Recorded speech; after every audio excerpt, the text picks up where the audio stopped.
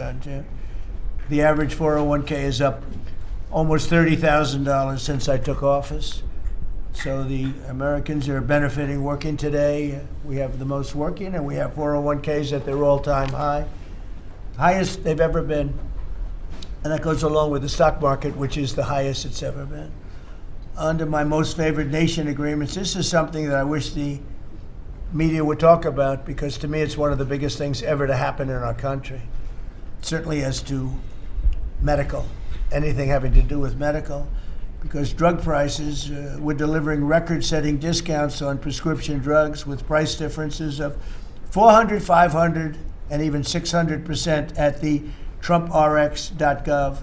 We recently added nearly 1,000 low-cost generics to the website. So we have drugs down 400, 500, 600%. Now you could say 80, 90, 70, 60, 50%. If you want. There are two ways. It depends on the way you ask the question. But a pill that would sell in Germany or in, let's say, in London for $10, we're selling for here for $130. And I got the countries to all agree. Otherwise, they would have had to pay big tariffs. I didn't want to go into it, but I had some very interesting discussions. They said vehemently no. And then when I said, that's all right, we're going to charge you a 50% tariff on everything you sell into America, they said, well, like we said, we'll say yes. And every single country agreed, and every drug company agreed. So we have most favored nations. So we were paying the highest drug prices in the world. Now we're paying the lowest drug prices in the world. So that pill that I talked about would go from $10 to $20. The world is bigger than the U.S. Hard to believe, but it's true. So it's not like you cut it in the middle. You just had to go up a little bit, but a little bit is a doubling of a price, so a little bit's a lot. So the pill would go from $10 to $20, and we'd go from $130 to $20. Think of that. So we would get, if you remember, some of you were at the news conference I had in my first term where I got the prices down 1/8%, 1/4% my first term. And I was so proud of it because drug prices hadn't come down in 28 years, and I was the first one to do it. But now I'm getting them down, not 1/8%, I'm getting them down 400, 500, 600. Or if you want to use it a different way, you could say 70%, 80%, 90%, 50%. Nobody's ever seen anything like it. And I got that through, well, everybody knew it was taking place, but we paid the highest prices anywhere in the world. Now we're paying the lowest prices anywhere in the world, and the press refuses to write about it. I think it's the biggest thing. And for healthcare, so much of it is prescription drug prices and drug prices. And with them coming down, the healthcare is going to come down very substantially. We recently added nearly 1,000 low-cost generics too, as I said, and that's 1,000 drugs, and it's all on. And this was not given by me. This was given by Dr. Oz and Bobby, and I, wasn't sure whether or not I loved the idea, but they said we want to use TrumpRx.gov is what it is, and it's the hottest site I think anywhere on the planet, from what I understand, Bobby. Right? It's really great. People are calling up and they're buying drugs for literally a fraction of the price, and it should be the biggest story. And on that alone, we should win the midterms. On that alone, we should win the midterms. But the press doesn't talk about it. It's the biggest thing to happen in the drug industry ever, maybe. Ever.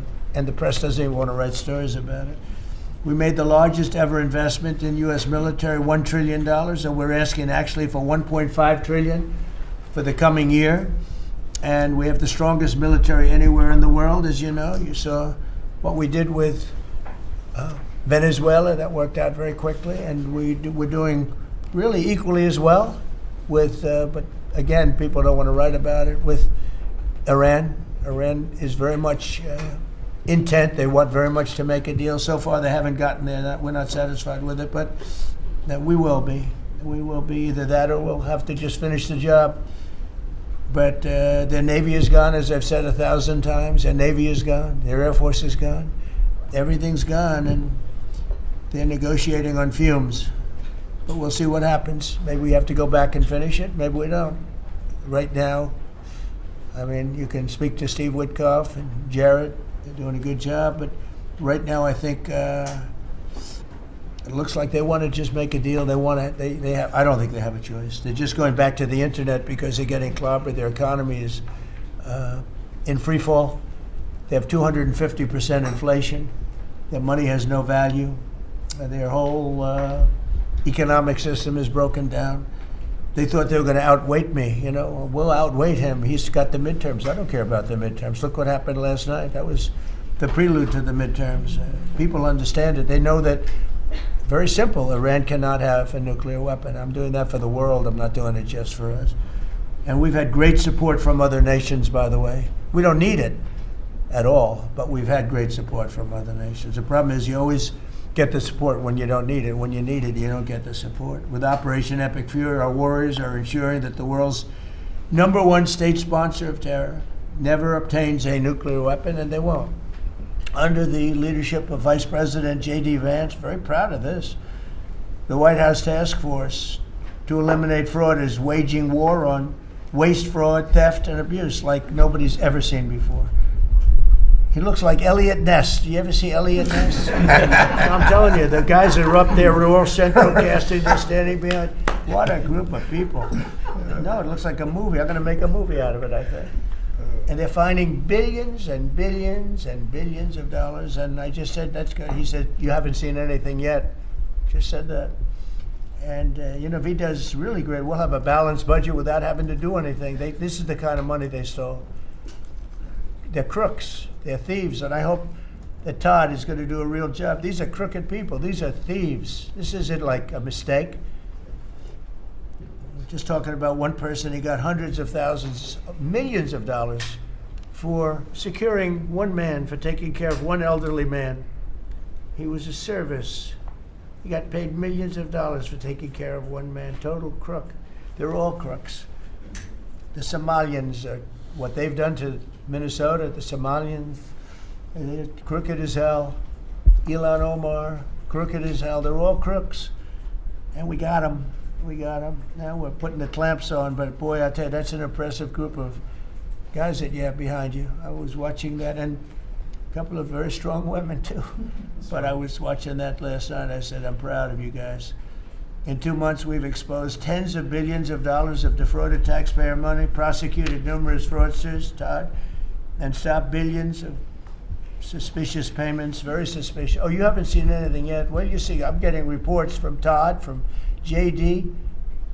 I've never seen anything like it. The kind of, just hundreds of billions of dollars was stolen. And no other administration would do what we're doing. They'd let it go. Everybody was getting rich. And I think we have a chance to save Social Security without doing anything to it by just the numbers of fraudulent people on Social Security, people that are 115 years old, 125 years old, getting payments.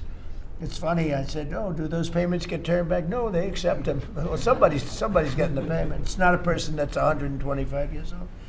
But that's the least of it. The numbers that we're finding out, we have great people at Social Security. We're going to make our Social Security so strong, so good, that you've never seen anything like it. We're going to protect. I said right from the beginning, we're going to protect our people on Social Security. If the Democrats ever got in, you wouldn't have Social Security would be bankrupt. People wouldn't be getting anything. Last week, they took down 2 of the largest Medicaid fraud cases in Minnesota history, as well as the largest autism fraud case ever charged by the federal government. You saw that with millions of dollars just being stolen. Everybody had autism. Everybody had autism, they said. It was incredible, actually. And I've just seen I see what they're doing. You haven't seen anything yet. So congratulations, JD. Be vicious like they are. They're violent people. They're violent, vicious scum. Before asking Vice President Vance to speak about these efforts, I want to express our tremendous gratitude to our outgoing Director of National Intelligence, Tulsi Gabbard, who's a terrific person, actually.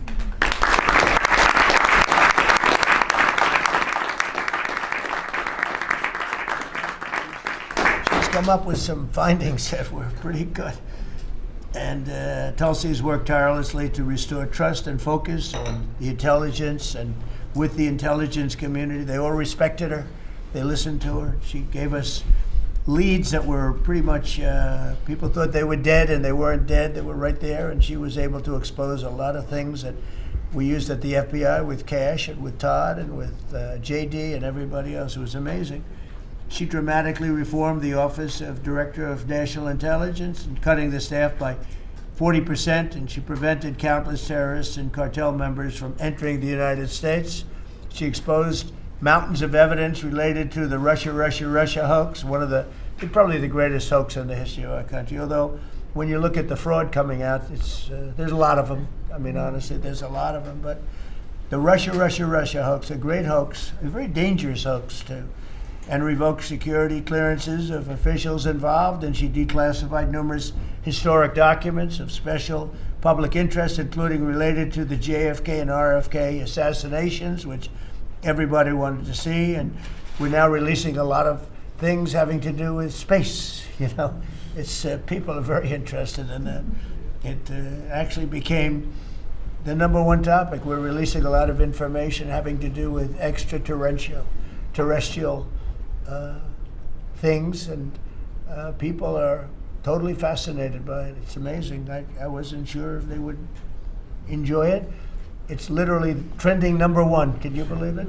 So a lot of people out there are like it, but we're releasing all of that information. And Tulsi, we're praying for you and for your husband. Her husband's not feeling great, but he's going to feel great soon. You're going to get him better, and he's a wonderful guy. So just say hello, and thank you for the great work you've done. We appreciate it. Thank you very much. And now I'd like to ask JD to say a few words about the war on fraud, followed by Acting Attorney General Todd Blanche, who's doing fantastically, and Secretary of State Marco Rubio, another one. I mean, we have great people. And the Secretary of War Pete Hegseth, Central Casting. He loves war. I don't know. I get it. He's a good man, that one. And Scott Bessent, you talk about a guy doing a job. Been fantastic. Thank you, Scott. Really fantastic. And a lot of the success that we're having with other countries is what you've been able to do and find. And SBA Administrator Kelly Loeffler, and all of the people here have been great. We're going to just do those few, and maybe if you have some questions, we'll go to others. But everybody around here has got a lot to say, but we did that once and it lasted for like 4 or 5 hours. It was a little much. We want to be open. So now if I do this way, they'll say, he didn't let anybody talk. But let's start with JD, and you can talk about a really, really important thing, bringing our country back to honesty.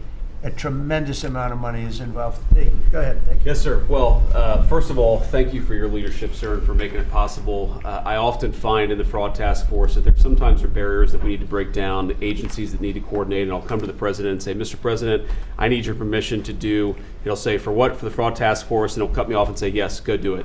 So the fact that we have dedicated presidential leadership is really what's made this possible, because it does require we've got great people around the table, but sometimes these agencies don't know how to work together at the lower level, and that's one of the things we've had to turn on and force with the Fraud Task Force. So I want to shout out just a few all-stars here. Linda at the Department of Education has been amazing at finding student loan fraud. You've got people who are either illegal aliens or aren't even actually real human beings who are getting hundreds of millions of dollars from the Department of Education for student loans. We have cut that off. We found a lot. We're going to find a lot more. Scott at HUD has been amazing, because a lot of the fraud that we see is housing fraud, people claiming benefits that they're not entitled to, or again, sir, sometimes completely made up people who exist purely to collect fraudulent money from the American taxpayer. Brooke at the Department of Agriculture, something I had no idea until I started this work, sir, that we send hundreds of billions of dollars to the states to administer the food stamp program. The federal government has no insight into whether those food stamps are going to people who are legally entitled or whether those people actually even exist. And so we're working on a number of mechanisms to actually force the states to verify that the people who receive these benefits are actually entitled to them. And I could go down the list. I've gotten a lot of support from a lot of people in this room. Bobby Kennedy and Dr. Oz have been particular all-stars on this, and Kim at H&HS. What they've done with the Medicaid fraud, we found tens of billions of dollars in Medicaid and Medicare fraud just from their hard work. We've cut that off, and yes, Mr. President, we're going to find a lot more. The final thing I want to say, Mr. President, and I know that Todd maybe has something to say about this as well, But I always try to remind the American people, and certainly remind the cabinet officials. By the way, Kelly at SBA has found tens of billions of dollars that were from fraudulent loans that were giving under the Biden administration, and we've now cut that off and recovered a lot of that money. So this has been a whole of government effort, Mr. President. The team really deserves a great deal of credit here. But the final point I want to make, sir, is I always try to remind the American people that fraud is fundamentally a crime with two victims. The most obvious victim are the American taxpayer. They pay their taxes, they expect the money to go where it should go, and that's not happening because of the fraudsters. But there are also victims, people who benefit from these programs that don't exist if we're not actually taking care of the fraud issue. And let me just give one example to build on something you said earlier, sir.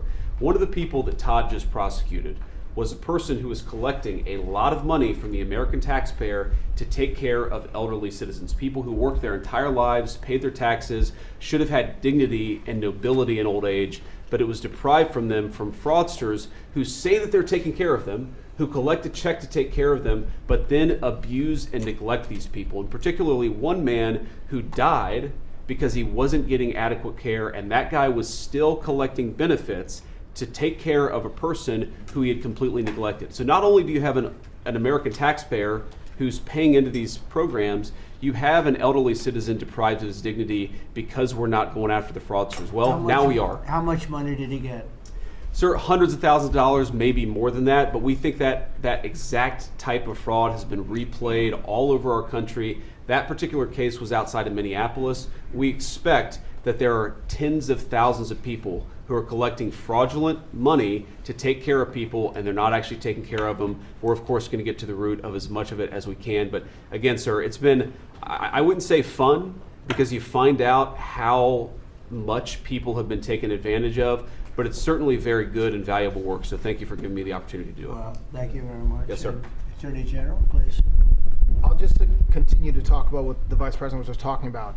The way that we are actually, it's one thing to uncover fraud, which we've done, and that's part of it, but it's also prosecuting the bad guys that are doing it and stopping it from continuing. And that's where you have, everybody in this room has inspector generals. And for many years, these really hardworking law enforcement members would identify fraud, and nobody did anything about it.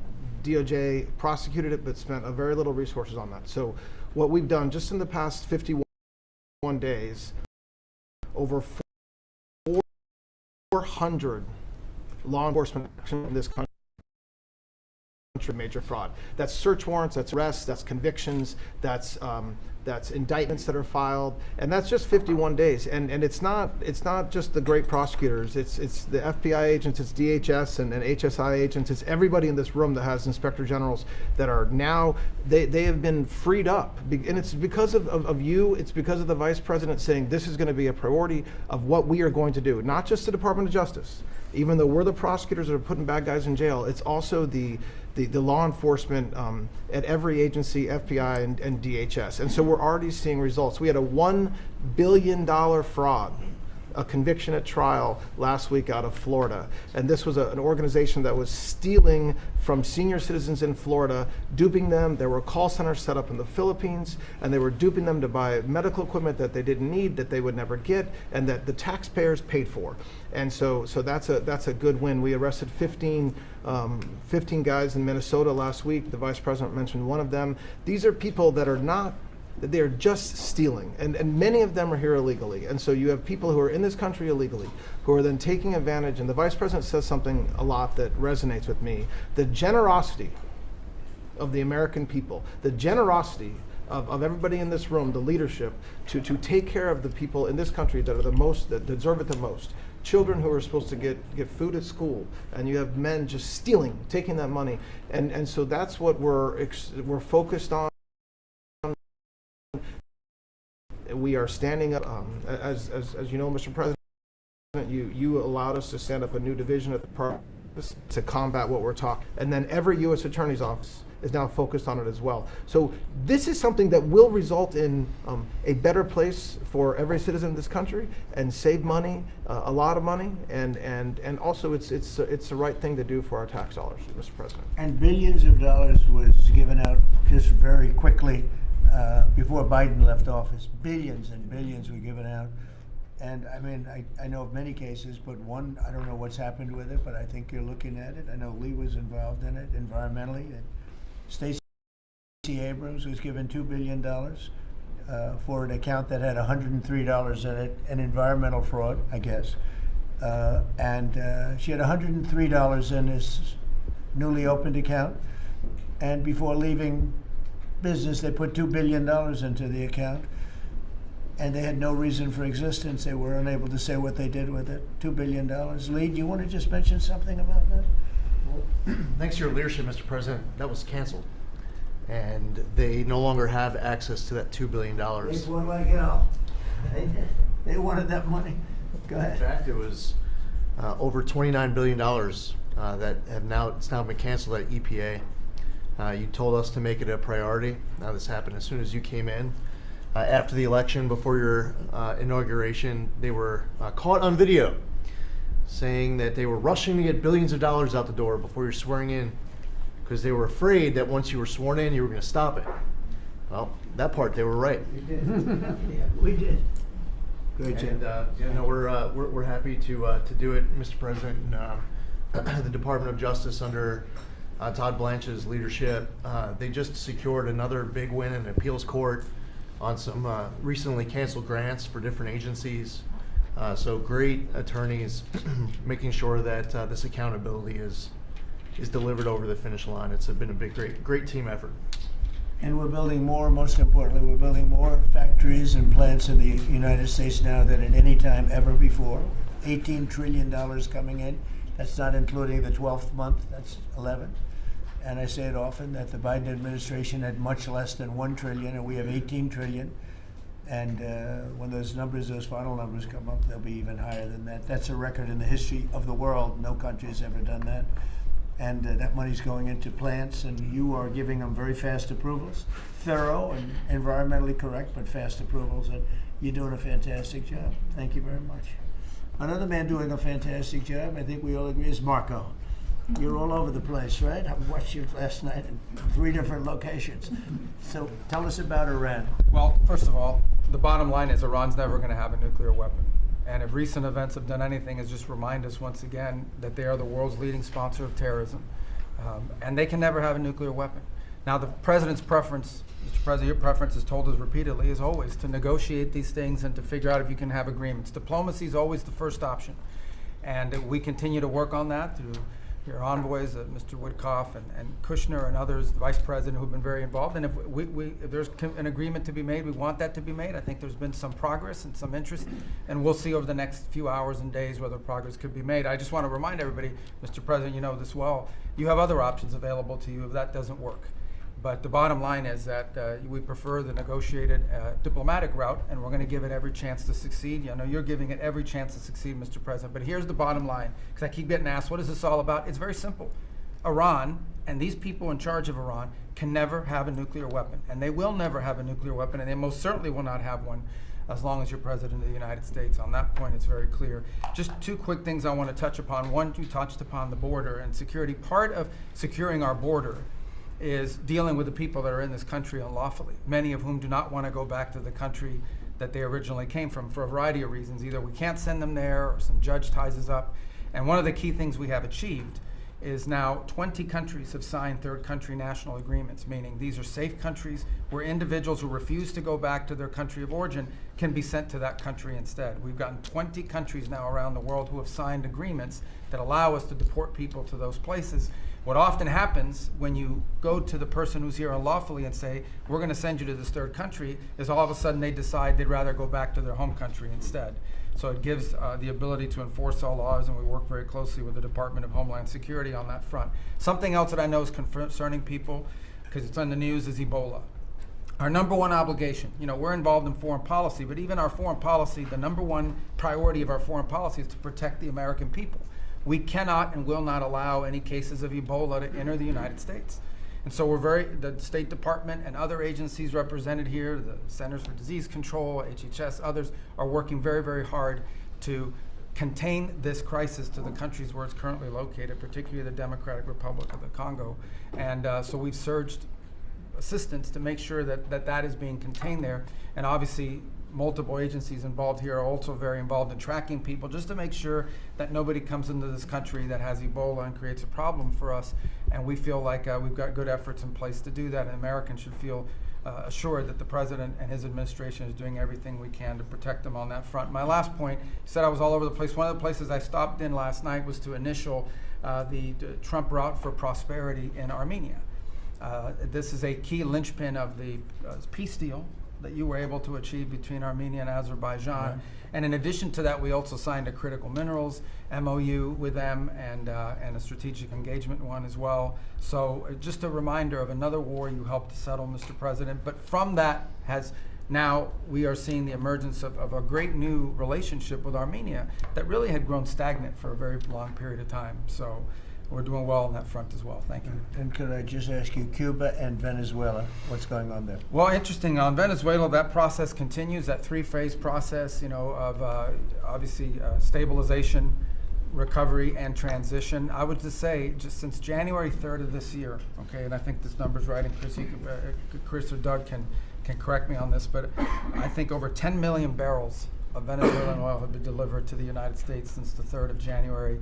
That industry is being professionalized for the first time ever. It's going to the benefit of the Venezuelan people. They are selling oil in the market at market rates. The money's going to an account in the United States, controlled and monitored by Treasury, audited by KPMG, and it's for the first time ever the money's not being stolen. It's going to the benefit of the Venezuelan people. Cuba's in a lot of trouble, because unfortunately for them, it's run by a bunch of incompetent communists. And being communist is bad, being an incompetent communist is like the worst. And but the country's been taken over by this company called Gaesa that basically controls 70% of the economy. None of the money in that company goes to help the Cuban people, none of it. So we'll be talking to them, we'll be working on it. We want something good for the Cuban people, and hopefully there'll be a good outcome there for them. There needs to be. It's 90 miles from our shores. And having a failed state 90 miles from our shores is a threat to the national security of the United States. So we're producing right now more oil by double than Russia and Saudi Arabia combined. There's never been anything like that. We don't need oil, we don't need the Straits, we don't need anything, but we have more oil now being produced by 2 times than Russia and Saudi Arabia combined. It's a great stat. You want to say something about that? Well, I would, President Trump, under your leadership, we've opened up lease sales on public land. This is land that was put away for the benefit and the use of the American people, like the Strategic Petroleum Reserve in Alaska. The Biden administration had illegally stopped holding lease sales during their administration. President Trump famously said, drill, baby, drill, but before you can drill, you've got to open public lands. Between the lease sales that have happened in the Permian, in the Bakken, and on the North Slope, just since January of this year, it's over $4 billion of revenues come into the Treasury. That's 13 times more than the Biden administration brought in on lease sales in the entire 4 years they're in office. Sir, your policies brought that in 5 months. So with that, a lot of excitement, a lot of activity. We also inherited, just in one district in Carlsbad, New Mexico, 5,600 unprocessed applications to drill for oil and gas on public land. And when we're drilling on public land, those companies pay a royalty, and that money comes to all of our citizens, and it goes to local school districts, and it goes to states. It is the core of the economy in parts of our country. The team down there working for the Department of Interior, Bureau of Land Management, has dropped that by 91%. It's one of the reasons why they had a record lease sale. It's because now people go, I can bid on federal land and I'm going to get a permit to drill, and it's not going to take me 5 years to get it. I'm going to get it in a month or less. And so it's exciting to see your vision. And of course, with this energy dominance, us, as you just noted, largest oil producer in the world, largest natural gas producer in the world, largest natural gas exporter. This is an opportunity for us to bring prosperity and affordability here at home, but also bring peace abroad. So President Trump, your energy dominance strategy with Chris Wright, Lee Zeldin, all the people that are working on this, people around the room, it's been really incredible. And of course, you mentioned Venezuela, but all that flowing to our Gulf Coast refineries is also helping to keep the price of gas down at home.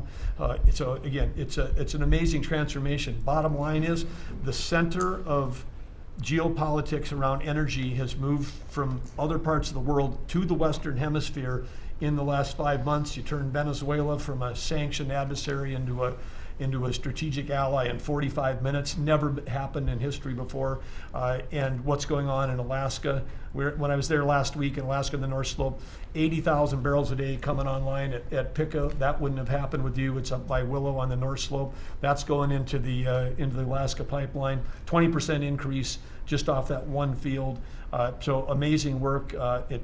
Energy is a high-tech industry, and those guys are crushing it, and they're loving the fact that they can provide affordable, reliable, secure energy for America. And we're working very hard in California. You know, a lot of people don't know this, but California has tremendous oil reserves. It used to be number 3 in the nation, and the radical left has just wiped it out. And we're working very hard to get that open again and get it so the people, their gasoline prices, their lack of energy is just staggering. It's staggering. And we're actually making very good progress. Even people that were against that at one point, now they're saying, wow, that'd be great. But people don't realize it was one of the, right, Chris? It was one of the top drilling states, one of the, I would say in terms of reserves, as among the top in the country. Nobody thinks of that with California. Everything was just closed down, really violently closed down. And we're opening up some of it, and we're being met with actually great spirit, because they're paying so much for gasoline that they don't have to be doing that. And they have a very incompetent group of leaders, like grossly incompetent. So I think that's going to be something. On a slightly smaller subject, while Doug was speaking, Department of Interior, he and his people have done a fantastic job on DC. DC is looking beautiful. The fountains are almost all open. We had 28 of them. And we have one in particular, a very long lake, we call it, the reflecting lake, between the Lincoln Monument. Nobody's ever seen anything like it. You take a look at, between Lincoln and Washington, you have the longest, like 2,400 feet long. That's longer than the tallest building in the world if you set it on its side. And it's almost 200 feet wide. And actually it was built in 1922, and from 1922 on, it really never worked. It always leaked, and it was a problem, and a lot of things. And hundreds of millions was spent. The Biden administration and the Obama administration spent hundreds of millions of dollars trying to get it to work, and they failed. And we'll be spending, you'll give me a number, but I think it's a very low number. It's like in the number that we originally talked about, where we cleaned it, we fumigated it. We had 10 major truck dumpsters of garbage taken out. Can you believe it? A friend of mine came in, very substantial person from Germany, wanted to see the Washington Monument. I wanted to see the Lincoln Memorial. And he said, I look, but that horrible reflecting pond is disgusting. It's filthy, dirty, and disgusting. I said, really? I drove down. I said, Secret Service, let's take a drive. And we went down. I said, that's terrible. And for the most part, it didn't work. I mean, they wouldn't even have water in there. But when they did, it was just dirty, filthy water that leaked out. And we got to work on it. And it was supposed to cost almost $400 million, because it's like putting the skin on a skyscraper, but bigger, much bigger. Many skyscrapers, you could almost say, other than for the world's tallest. Think of it, the world's tallest skyscraper is shorter than 2,400 feet. So we went to work, and over the years I built hundreds of pools. I build them every time I built the building. I always like to build Olympic-sized swimming pools, and I was very aware of swimming pool, what goes into making a swimming pool. It's not as simple as people think. You never want it to leak. You want to have beautiful surface. I said, you know, I have an idea, Doug. We sat down. I said, let's take that long thing where we're going to fix it with concrete, which leaks, concrete, and all sorts of other materials that all leak and don't look good. They're gray. And, you know, swimming pool, I have a swimming pool right up the road. I built it 22 years ago. It's perfect. I said, does it ever leak? No. It's perfect. Good contractors. I actually called in a couple of the contractors, got some ideas from them, and I gave it to Doug, and Doug's done an unbelievable job. And so they were going to spend maybe $400 million. I don't know. You never know with cost overruns and everything, but it was going to take years to build, 3 years, 4 years. And we'll have it done before July 4th, substantially before July 4th. If we didn't have such bad weather the last 4 or 5 days, we could have been almost done. You can't do the substance of the rain. And what they did is they cleaned it. They took out, as I said, more than 10 dumpsters of garbage, shovels. It was disgusting. Oh, every corner had massive amounts of, I guess that's the way the tide goes, but they had massive amounts of garbage. We then steam cleaned it. We then sandblasted it, and then we pebble blasted it. That's a bigger version of sand. We made the surface as good as it can be, and we're now covering it with the most beautiful blue, very thick. You think of it as a very sophisticated form of rubber. No leaks, no problems, and it's beautiful. It's called American Flag Blue. That was the color we chose. And we are probably 70% finished with it. It's going to be finished. The hard part's done. And then we decided to do much more than originally I thought I was just going to do the surface, but we said the problem is the outer ring looks pretty bad too, where you walk on. So we sandblasted that. This is all additional work. We didn't want to do, when you do something like this, when you do the one, you think the other looked okay, but then when the other, you see the new surface, the old stuff that looked okay looks really bad. So we cleaned that, sandblasted it. The walkways, all of it. It's a tremendous amount of area. It's thousands of feet long, very wide. This is where the people stand, not the water part, the dry part. And we had a combination of granite and stone, and we're pointing it, fixing it. The joints were terrible, everything. The whole place was a mess. And when it opens in a couple of weeks, long before July 4th, we want to have it for July 4th weekend, but it'll be long before that, you will see something that's really going to be beautiful. And now we're looking at the World War II fountain, because that's also in pretty bad shape. On the bottom, we're going to duplicate it, I think, with the maybe with a slightly different color. Actually, we'll go with a lighter color. But Doug and I have a lot of fun doing it. Your staff is fantastic. They've really worked well. But the concept, so think of it, instead of spending $200, $300, $400 million, and it will never work, we're going to spend like $10 million maybe, $12 million. Instead of spending 4 years, we're going to spend, like if you add it all up, like a couple of months. And instead of going through 4th of Julys as a horrible construction site, we're going to have it open before the 4th of July. And the difference is it's better. Somebody said, oh, well, but it's not the same. Some of the fake news would say, well, but it's not. No, it's like the pen story. The pen is better at $2 than it was at $2,000. This is the same thing. This is far better. Won't leak. It'll last for 50 years, maybe 100 years. They didn't even know. I said, how long will this last? Oh, I think you'll get 50 years out of it. We did the swimming pool treatment, but they said, sir, for a little more money, we can get industrial strength. I said, that sounds good to me. Same color, same everything, same stuff, but it's actually much stronger. It's used for industrial. I said, I love that. So we're going to have that open. It's going to be really, really beautiful.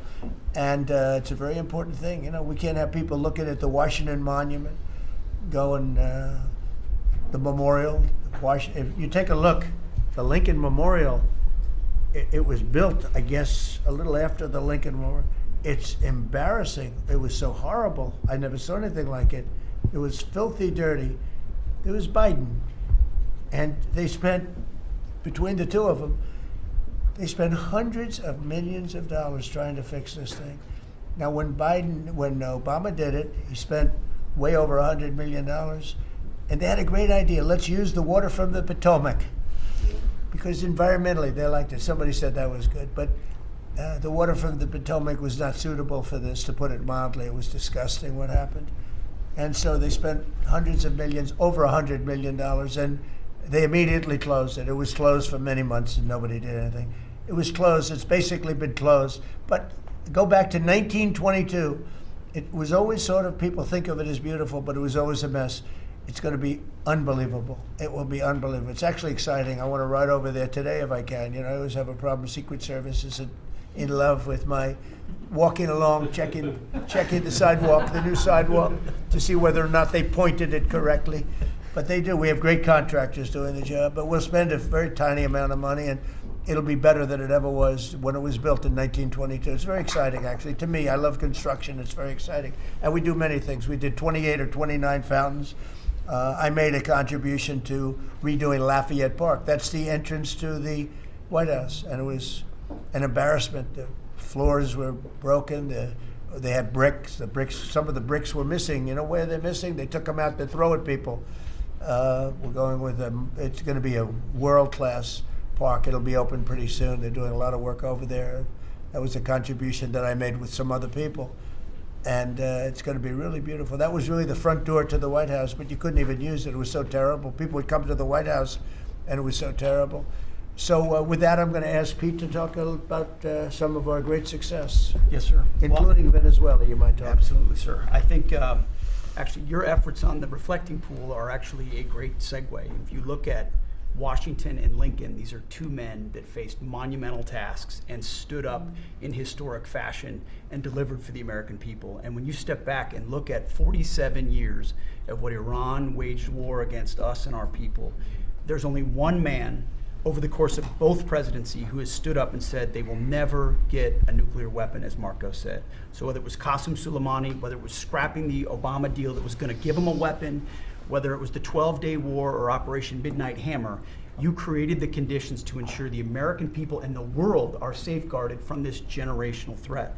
And so when you authorized Operation Epic Fury, just like you talked about with the reflecting pool, we didn't do the same old thing the way we'd done it in the past after Iraq and Afghanistan, the way we waged wars. Instead, you said, we're going to do this smart, we're going to do it overwhelming, we're going to use maximum lethality, and we're going to bring them to their knees. And so whether it's their Navy that's at the bottom of the Persian Gulf, their Air Force, their air defenses, or their defense industrial base, they may have missiles, but they can't build more right now, and they can't build more drones right now, and they can't build more ships. And so they came and cried uncle to talk, which Steve and Jared and the Vice President and others are doing so ably. And during that time, we put in a world-class blockade. And they haven't been able to bring anything in or anything out from Iranian ports. And we know from the intel that their economy is hurting big time because that is their lifeblood. And again, bringing them to the table. So whether it is through the efforts of your negotiators that they ensure that they never have a nuclear weapon, or we have to go back to the War Department to finish the job that way, we're prepared to do that. And I think even our reach on the dark fleet of Iranian tankers, no Iranian tanker around the globe is safe. And we've seen seizures all around the globe, again, choking off their economic lifeblood. But all of this is possible, Mr. President, thanks to the investments that you've made in this department, firing on all cylinders. For the second year in a row, we're at historic recruitment rates. Last year, we said that here. This year, we beat it even faster. The American people are excited about what you're bringing to our department. Our defense industrial base, $50 billion in private investments. Because of the meetings you've held, defense manufacturers are investing in new plants and new manufacturing, new production lines, so that we're getting weapons faster than ever. And then the $1.5 trillion that you've committed to the department going forward, that's 1 million American jobs. 1 million American manufacturing jobs. That's Golden Dome for America, that's F-47, that's B-21, that's $50 billion in drones. We're going to lead the world in drones, shaving years off of production of all of those, everything under budget and ahead of schedule, which is what the warfighter deserves. And we saw it, you mentioned Venezuela, Mr. President, you saw it on display there. Think of the fact that our Southcom commander just landed via helicopter at our embassy, peacefully at the welcome of the Venezuelans, because we're now partnering with them, hopefully, even on the counter-cartel mission as we secure our hemisphere. So we've secured that southwest border. We're going to war with the cartels through the America's Counter-Cartel Coalition. Venezuela is a big part of securing our energy future and defending the homeland. And then I just want to note one more thing to give you a sense of how committed this president is. Maybe a year ago, he heard the call of Nigerian Christians who were being targeted and killed by ISIS in Nigeria. And he said, Pete, I want the War Department to focus on ensuring that we do everything we can to protect those Christians. Partnerships like that can take time behind the scenes, but he never wavered on it. And we got the assets there, and over the last month, and there hasn't been much coverage of this, we killed ISIS #2 in Nigeria, who's most responsible for killing Christians and trying to target the U.S. homeland, and have since, because of the intel we gathered, killed hundreds of ISIS members who were targeting and killing Christians in Nigeria, creating a whole new opportunity there. So there's a lot of things we do that the media pays attention to, and a lot of things the president empowers the department to do on behalf of the American people that he deserves great credit for. Thank you. Great job. You're doing a great job. I just want to say on recruitment, we're very proud of the fact that for the previous 4 years, previous administration, they couldn't recruit people. And that included, by the way, police and firemen and others. They were not proud of our country. And they couldn't recruit. Anybody with a uniform and was having a hard time recruiting. And they set record low numbers. They were way, way behind. And literally from November 5th it started. It started even before we got going. But from the time we won the election to now, we've had numbers of recruitment, the likes of which we've never had. Record recruitment in every single branch, and that includes police and firemen. Record recruitment, so we're very proud of that. Thank you. Great job. Thank you, sir. Kelly, please. Mr. President, you have made us a nation of builders again. You're leading us to the greatest economy that the world has ever known, and I see that every week as I travel this country, main streets across dozens of states, from Alaska to Maine. I've been in many of those states 2 or 3 times. I hear it everywhere I go. Please thank the president for putting us back on track. They thank you, they love you, they want more of what we're doing: tax cuts, deregulation, fair trade, energy dominance. Small businesses are spring-loaded, and we see that in the jobs numbers. In the last 2 months alone, we've created over 300,000 private sector jobs in this country. Most jobs are created by small businesses, 2 out of 3. And small businesses, as you know, make up 99% of all businesses in this country and account for half of our GDP. So when that part of the economy is finally working again, they've gotten out from $5 trillion of regulation that the Biden administration put on hardworking small businesses. They penalized growth, investment, hard work, and success. But thanks to the working family tax cuts that every single Democrat voted against, hardworking families, the welders, the waitresses that I meet on factory floors across this country, from Pennsylvania to New Mexico, where I'll be tomorrow. Brooke and I are going to Arizona tonight. So we see this everywhere we go. It's one of the most underreported stories in the media. Main Street is back, and that's because America first. I'll tell you the other thing about fraud. Small businesses are particularly hurt by the fraud because they're some of our biggest taxpayers in the country. And they show up every day. They work hard to provide for their employees, to build their businesses. They're doing it the honest way. And they see fraudsters taking from the American people. It's taxpayer money. And so you think about, at the SBA, we found $200 billion in fraudulent PPP loans that the Biden administration tried to hide and forgive and sweep under the rug. We've turned the first $22 billion of that over to Treasury for collections and to DOJ for prosecution. Our Inspector General is already announcing that people are going to jail. There are jail sentences now being served. We've announced that 140,000 people have been barred from ever getting SBA loans again, defrauding the government for about $9 billion. So we are going to continue our work under the great leadership of Vice President Vance and appreciate the partnership because it's really accelerated our ability to get the job done. But then just back to small businesses. We have record business formation in this country. That's another story that the media won't tell you. Over 500,000 businesses on average a month this year. So it's not just record people working, strong job creation, business formation at all-time records in this country, but we have manufacturing expansion 4 consecutive months. That means that's a leading indicator, meaning that we have expansion coming. Another story the media won't tell you, 98% of all manufacturers are small businesses. 75% of our defense industrial base is small business. They're our main exporters. And so America first, free trade, fair trade, deregulation, tax cuts, and energy dominance is helping workers on Main Street, and that's why they tell you to tell me to tell you, Mr. President, thank you, and they love you. Well, thank you very much. Great job. Thank you, Kelly.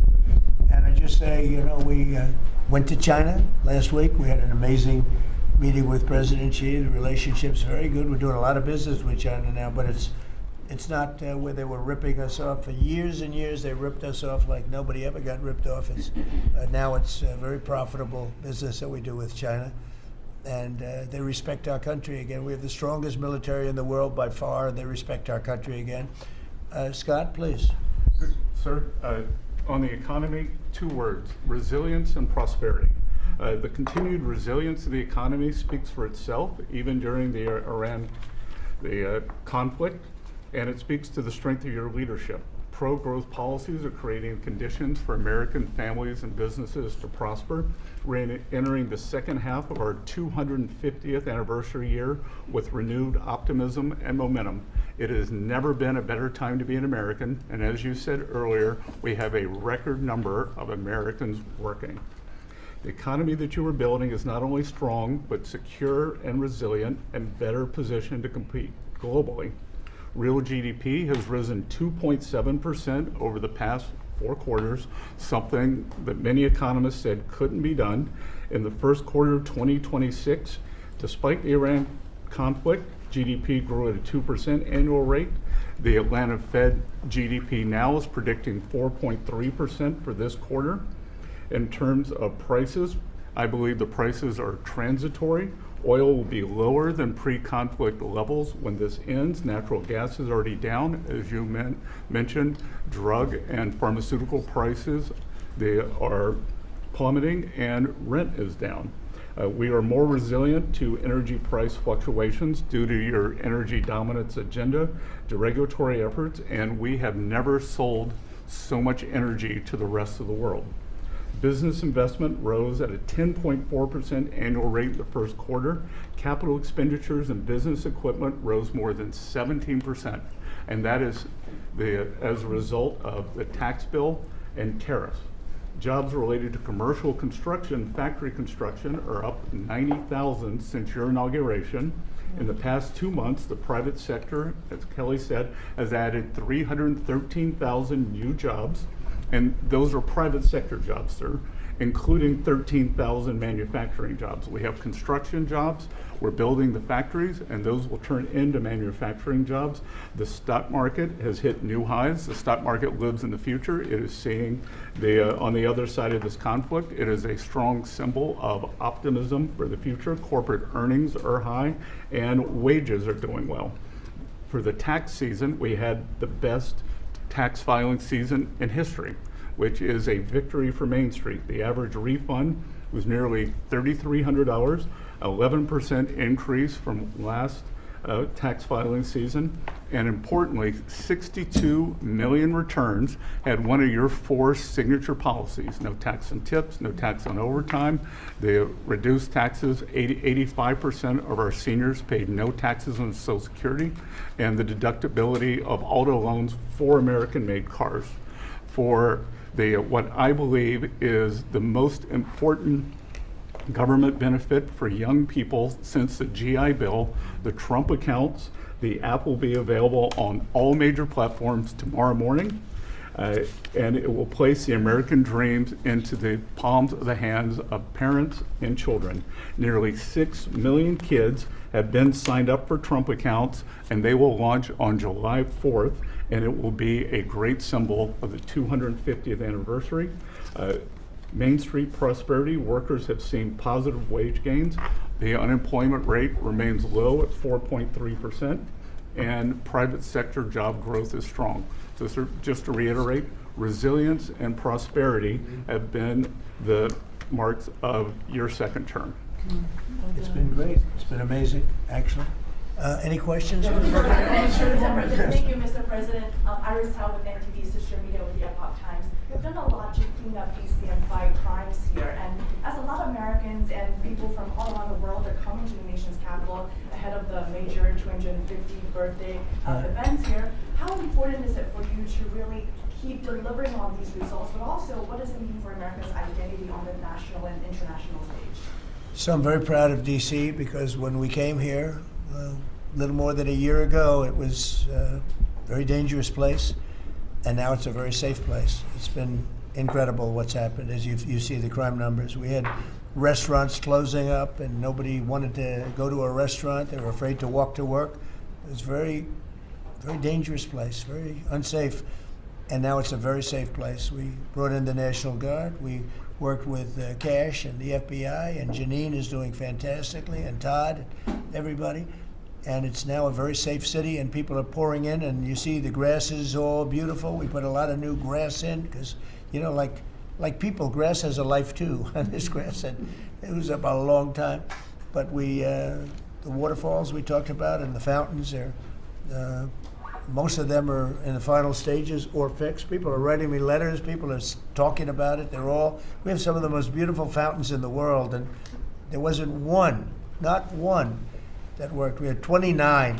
Out of the 29, not one was worked, in addition to the reflecting pool, which is even, you know, that was the big one of them all, but that was a disaster. So with all of that, and this place is looking beautiful. I rode through it yesterday, where the fences are down. The homeless aren't staying here any longer. We're helping them out, but we're not, you know, we just can't have them in the nation's capital. And when foreign dignitaries come in, they're saying, the first thing they say to me, this place has really changed. They saw that it was going down. Our whole country was going down, just like DC was going down.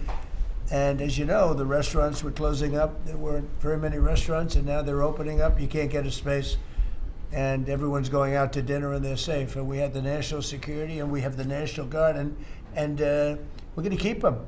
You know, I want to, by the way, just in case I mentioned, keep them. Okay. And don't lower the number either. Somebody said, oh, are there less? I said, I hope not, but don't lower the number if you don't mind, okay? We're going to Just keep surge them. this summer too. Yeah. They look great. You know what? They give people. We took out 5,000 criminals, hardcore criminals. By the way, 90% of the crime is calculated. 2% of the people do 90% of the crime. That's a great number, because when you get rid of 2% you can get rid of. 90% you can't get rid of. 2%. So 2% create 90% of the crime. 91% actually, to be exact. And we moved 5,000 people, Todd, out of here. These are career criminals. Many of them came over from the last administration through the open border, the ridiculous open border, no vetting, nobody knew who they were. They came out of prisons, they're drug dealers, there were people from mental institutions. And Washington, D.C. is now a safe and beautiful place. And it's only going to get more beautiful. Yeah, please. President Trump, thank you so much for having us in here today.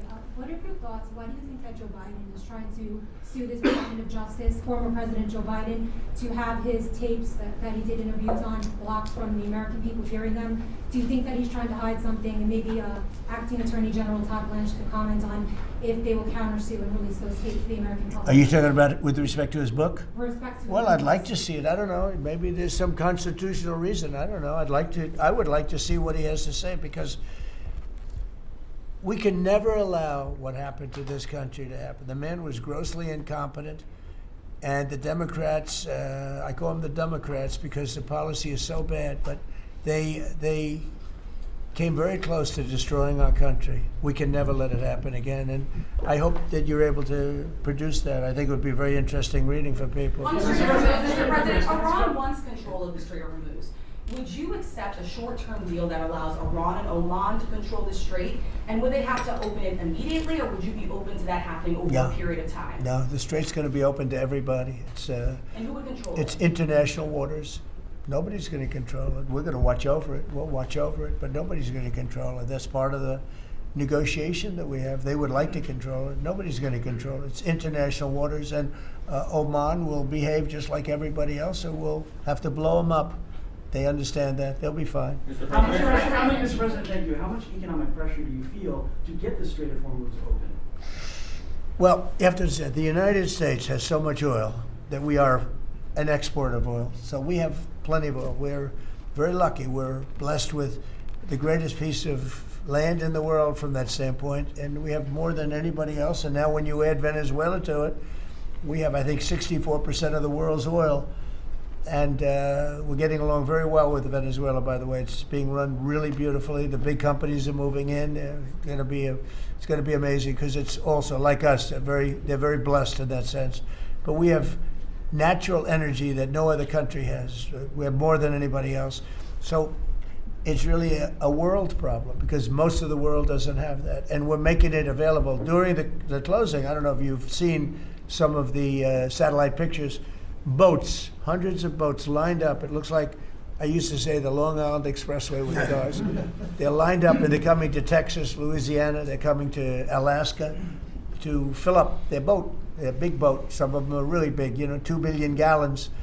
Even bigger than that now they make them. They make them up to 4, Chris, I hear. Now they make them up to 4. The 4 are now the big ones. Used to be the 1s. Now it's 4 million barrels of, think of that, 4 million barrels of oil in one boat. But they're lined up and they're right now heading to Texas, and they've already filled up and they've gone back. In addition to that, you have a lot of boats, you have about 1,500 boats in the strait wanting to get out, and at the right time we'll release them. But the American people, sir, are seeing higher gas prices. Yeah, they It's are. come down a little bit, but it's still $4. No, it's come down. 45 cents. Oh, it'll come down a lot. It'll come down to where it was before. We had it when I was in Iowa. We had we're driving by and we saw gas stations, $1.90 a gallon, $1.85, $1.87 were the 3 that we saw. We had it down in some places below. Now we can't help but California where they charge so much tax that you lower it and they charge tax. They've got to straighten the act out in California, but we had gasoline down to a very low number.